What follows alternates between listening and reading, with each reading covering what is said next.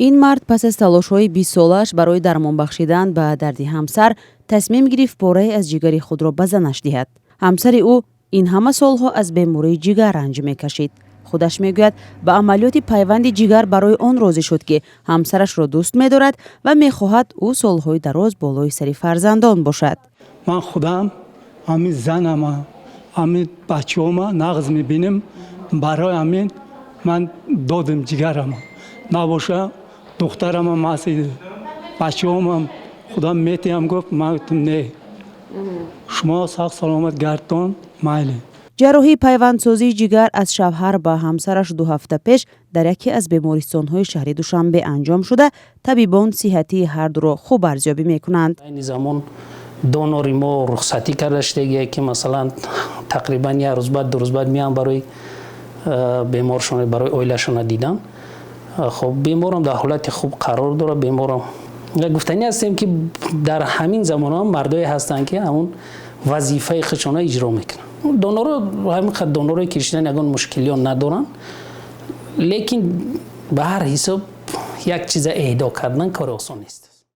این زن و مرد میگویند از زندگی یکجویه‌شان که 30 سال میگذرد 4 فرزند دارند. به نقل محمدی لالخانوف، او این همه سالها برای طبابت همسرش که از درد جگر رنج میکشید تلاش کرده و حتی برای پیدا کردن مبلغ طبابت سالها نیز در روسیه مهاجری کاری بود. من زورم نمیرسه، گفته محل رئیسم با گفتم هم خیر. بعد ویا گفت که مایلش شما همش نخورد. اون گفت همش جمع کرده، خودش با محل رئیسم خودش آورده همینجا خوانده رفت. همسر محمدی که سالها باز بیماری بستری بود حالا خود را خوب احساس میکند. سلامتیم ساز، خدا به شکر. جراحی خوب گذشت. همه نگاه و بین و دختران هم نغز هستند. 25 سال کسل بودم. درد میکرد. عصب خراب شده بود. حاضر خداga şükür. ساز من شیرگه دخترلر ساز. این مرد میگوید با این رفتارش به درد همسرش درمان بخشید و از سوی دیگر میخواهد محبت و احترام انسانی را در قلب‌های فرزندان و نبیره‌ها هم جای کند. ما با ازبکو میگه که یکم بختت گله، دویم بختت آوای میگه.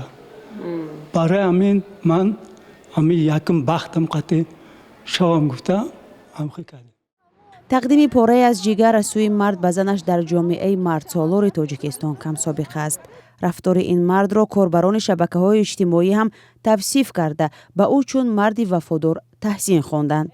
این خبر هم در حال به گوش کاربران رسید که هر چند وقت خبرها از بدرفتاری مردان با همسرانشان و حتی کشتار زنان از دست شوهران رسانه‌ای می شود.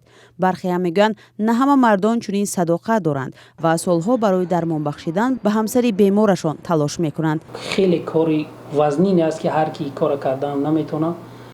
ولی خودی طبیبان میگن تقدیم پاره از جگر مرد برای زنش موردی کم سابقه است.